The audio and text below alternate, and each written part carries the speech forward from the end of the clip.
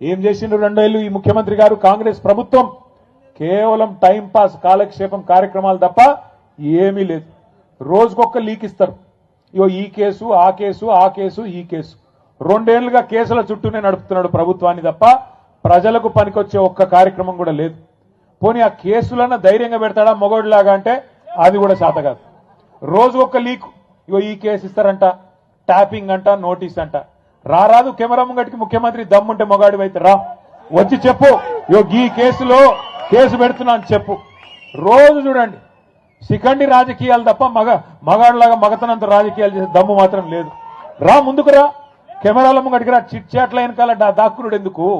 ముఖం ముంగ పెట్టుకొని రా ముంగటి కెమెరా ముంగటికి వచ్చి ఇగో ఈ కేసులో నేను కేసు పెడుతున్నా, నేనే పోలీసు వాళ్ళకి చెప్పినా, నోటీస్ ఇస్తున్నా, నేనే అవసరమైతే జైల్లో పెడతా అని హోంమంత్రి కూడా నువ్వే కదా, వచ్చి చెప్పు ముంగటికి వచ్చి.